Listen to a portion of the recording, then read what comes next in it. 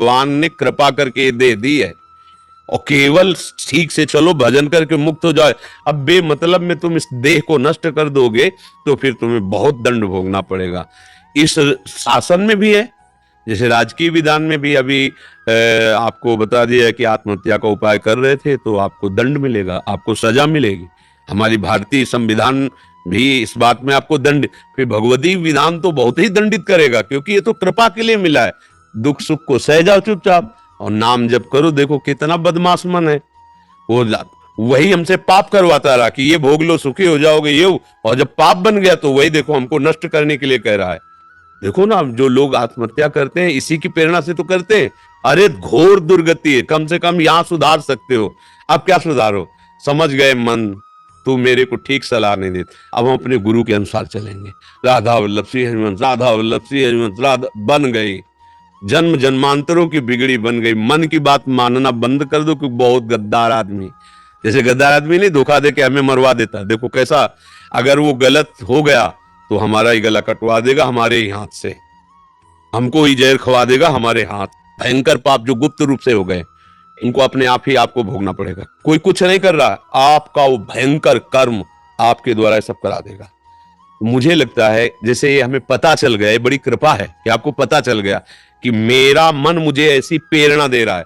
ये पता ही नहीं चलता जब वो करवाना होता उसको, अर्थात वो अब नहीं करा पाएगा, क्योंकि तुम भगवान की शरण में हो तो तुम्हें पता चल गया। अब आप खूब नाम जप करो और उसकी प्रेरणा जो हो रही कभी मत करना, नहीं तो सब बिगड़ जाएगा। आत्महत्या जैसा महापाप कोई नहीं है, बहुत बड़ी दुर्गति होती है। पहले तो जो ही आत्महत्या करता है उसको भयंकर प्रेत योनि दी जाती है, और उस प्रेत योनि में से पानी भी पीने को नहीं मिलता, त्राहिमाम मच जाता है। कितने कल्प लग जाएंगे फिर सुधरने में, क्योंकि भगवान ने कृपा करके दे दी है और केवल ठीक से चलो, भजन करके मुक्त हो जाए। अब बेमतलब में तुम इस देह को नष्ट कर दोगे तो फिर तुम्हें बहुत दंड भोगना पड़ेगा। अंतिम समय विषय चिंतन करता हुआ प्राण त्याग रहा है, तो जो चिंतन हो रहा वही बनेगा, पर यही बनेगा। सुअर, कुत्ता, पशु, पक्षी, भूत, प्रेत जो भी बनेगा बनेगा, यही बनेगा। और बस ये अंतिम लीला है उसकी। जो शरीर मिला रजरानी में व्यतीत करते हुए महारानी को प्राप्त कर लेगा, ये सिद्धांत है। 5 मिनट का कर्म तुम्हें 5 जन्म लिवा दे। कर्म बड़ा भयंकर होता है, बड़ी भयंकर परिस्थिति पैदा करता है, मिटिया मेट कर देता है। डरो ऐसा कोई कर्म ना बन जाए जो तुम्हें जहां चल रहे हो यहां से घसीट कर नीचे गिरा दे। कर्म बहुत बलवान है। किसी भी कर्म का प्रायश्चित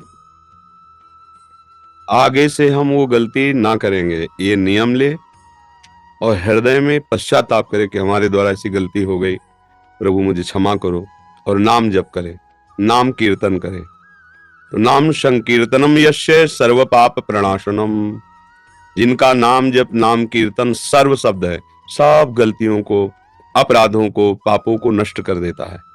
प्रभु का नाम कीर्तन, प्रभु का नाम जप, और आज जो हमसे गलती हुई वो आगे नहीं करेंगे, और प्राणपन से ये नियम का निर्वाह करे कि वो गलती ना होने पाए, तो बिना किसी दंड के अपराध क्षमा हो जाएगा। एक पार्षद का कुसंग के कारण किसी वैश्या के साथ संपर्क हो गया, तो जब अन्य पार्षदों ने सुना कि ये वैश्या का मिलन करते हैं, तो सभा लगी अपने निज परिकर, निज सेवकों की, अंग सेवकों की, और उन्होंने कहा कि या तो तुम जगन्नाथ जी की सेवा स्वीकार करो, वैश्या का त्याग करो, या फिर वैश्या को स्वीकार करो तो जगन्नाथ जी की सेवा में तुम्हें आने नहीं देंगे।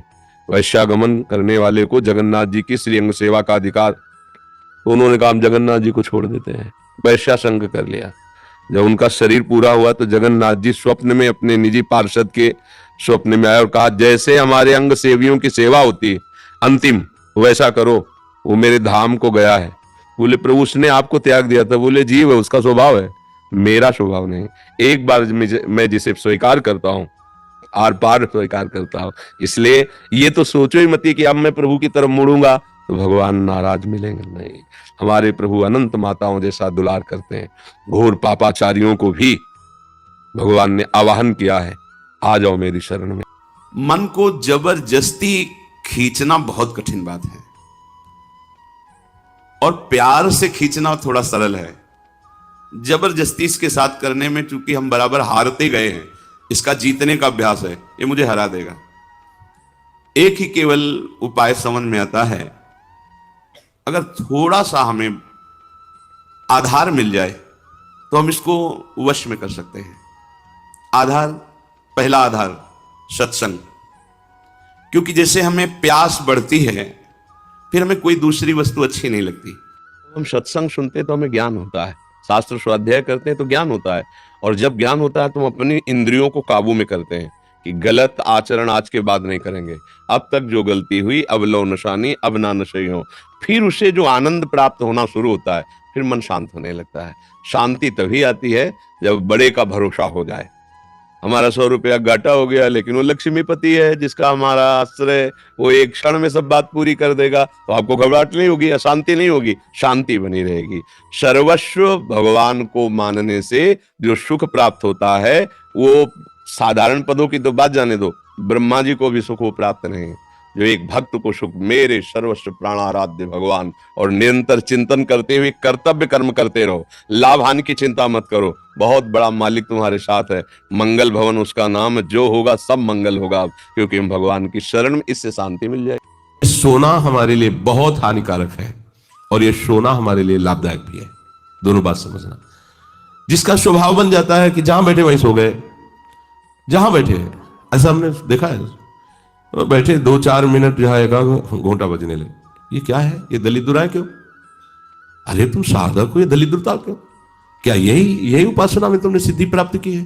जहां बैठ जाओ वहां तुम लड़खड़ा गए, लार बहने लगी, सोने लगे, घोटा बजने लगे, ये दलिद्रता है, ये तमोगुणी है। ऐसा नहीं, एक बार नींद को समय दिया है 3 घंटे 4 घंटे, आ जाए तो आ जाने, उसको निमंत्रण नहीं देना, राधा राधा राधा, और जग कर फिर वैसे ही अपनी दिनचर्या, कोई भी फर्क नहीं पड़ना।